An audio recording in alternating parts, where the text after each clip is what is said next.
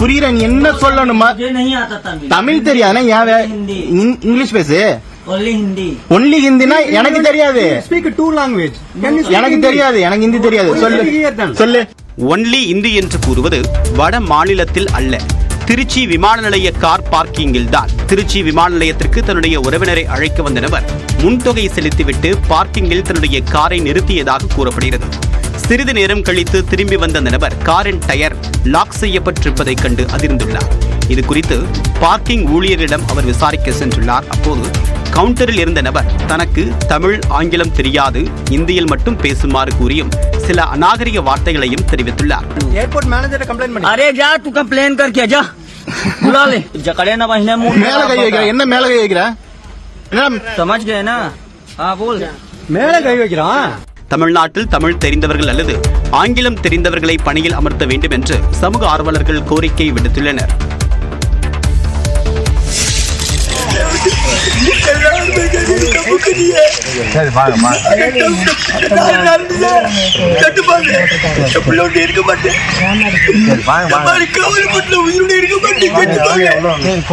பாலியல் புகாரில் கைதான காவலாளி ஒருவர் 4 நாட்களில் உயிரிழந்து விடுவேன் என அழுது கொண்டே சென்ற காட்சிகள் தான் இவை.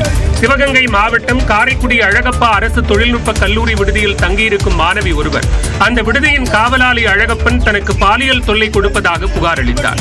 இரவு நேரத்தில் கழிவறை செல்லும் போது தன்னிடம் தவறாக நடக்க முயன்றதாக அந்த மாணவி அனைத்து மகளிர் காவல் நிலையத்தில் புகார் அளித்தார். அதன்படி காவலாளி அழகப்பன் கைது செய்யப்பட்டார். அப்போது மாணவிகளை தான் கண்டித்ததால் தன் மீது பொய் புகார் கூறியிருப்பதாக தெரிவித்தார்.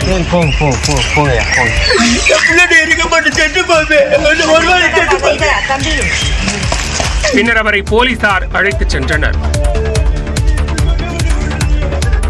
புதுக்கோட்டை அதிமுக பிரமுகர் ஜகபர் அலி கொலை வழக்கில் கைதானவர்களில் 3 பேர் மீது குண்டாஸ் பாய்ந்தது. புதுக்கோட்டை அதிமுக பிரமுகர் ஜகபர் அலி கொலை வழக்கில் கைது செய்யப்பட்டுள்ள 5 பேரில் 3 மீது குண்டர் சட்டத்தின் கீழ் நடவடிக்கை எடுக்கப்பட்டுள்ளது.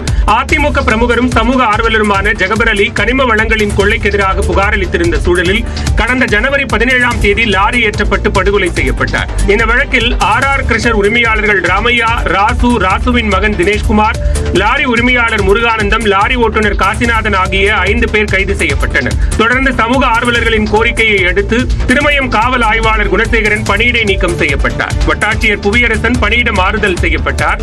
இந்த வழக்கில் கைதானவர்கள் தரப்பில் 2 முறை நீதிமன்றத்தில் பிணை கேட்டு மனு தாக்கல் செய்யப்பட்ட நிலையில் ஜாமீன் மனுக்கள் தள்ளுபடி செய்யப்பட்டன. இந்நிலையில் கிருஷர் உரிமையாளர்கள் ராமையா, ராசு, லாரி உரிமையாளர் முருகானந்தம் ஆகிய 3 பேர் மீதும் குண்டர் சட்டத்தின் கீழ் வழக்கு பதிய மாவட்ட ஆட்சியர் உத்தரவிட்டதன் அடிப்படையில் CBCID போலீசார் குண்டர் சட்டத்தில் வழக்கு பதிவு செய்துள்ளனர். 5 பேரும் புதுக்கோட்டை மாவட்ட சிறையில் அடைக்கப்பட்ட நிலையில் குண்டர் தடுப்புச் சட்டத்தில் கைது செய்யப்பட்ட 3 பேர் திருச்சி மத்திய சிறைக்கு மாற்றப்பட்டுள்ளனர். வேலூர் மாவட்டத்தில் சாலையில் போடப்பட்டிருந்த காய்ந்த வைக்கோலால் கார் தீப்பிடித்து எரிந்த சம்பவம் அதிர்ச்சியை ஏற்படுத்தியுள்ளது.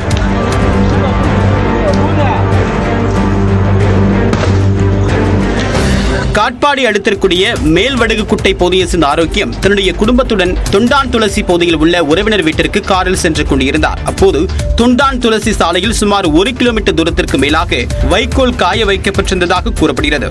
அந்த சாலை வழியாக சென்ற காரின் முன்பக்கத்தில் வைக்கோல் சிக்கிக் கொண்டதாக கூறப்படுகிறது. வெப்பம் காரணமாக வைக்கோல் தீப்பிடித்து காருக்குள் பரவியதால் உடனடியாக ஓரமாக நிறுத்தப்பட்டு அனைவரும் வெளியேறிய நிலையில் கார் தீப்பற்றி எரிந்தது. தீயணைப்புத்துறையினர் அரை மணி நேரத்திற்கு மேலாக போராடி தீயை அணைத்தனர்.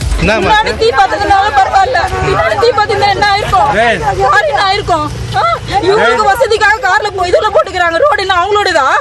ரோடு எவ்வளவு காலை வச்சு பாருங்க, எவ்வளவு ஹீட்டா இருக்குன்னு, எவ்வளவு சூடா இருக்கு. அதுவும் சேர்த்து சூடு ஹீட் கார்ல இருக்கிற சூடு என்ன ஆகும்? இது தொடர்பாக காவல்துறையினர் விசாரணை மேற்கொண்டு வருகின்றனர். இந்த சம்பவத்தால் அங்கு பரபரப்பு ஏற்பட்டது.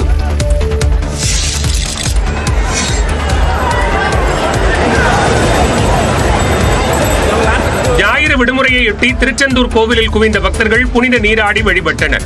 வார இறுதி நாளையொட்டி திருச்செந்தூர் சுப்பிரமணிய சுவாமி கோவிலில் ஆயிரக்கணக்கான பக்தர்கள் குவிந்தனர். அனைவரும் கோயில் முன்புள்ள கடற்கரையில் புனித நீராடி பின்னர் நாழி கிணற்றில் குளித்துவிட்டு நீண்ட வரிசையில் நின்று சாமி தரிசனம் செய்தனர். விடுமுறை நாள் என்பதால் கூட்டம் அலைமோதியது. இதேபோன்று தஞ்சாவூர் பெரிய கோவிலிலும் பக்தர்கள் குவிந்தனர். அனைவரும் கோயிலில் உள்ள சிற்பங்களை கண்டு ரசித்தனர். திருவண்ணாமலையில் உள்ள கோபால் பிள்ளையார் கோவிலில் மாசி மாத மகா சங்கடகர சதுர்த்தி, லட்ச லட்சார்ச்சனை விழா விமர்சையாக நடந்தது. ஏராளமான பக்தர்கள் கலந்து கொண்டு வழிபட்டனர்.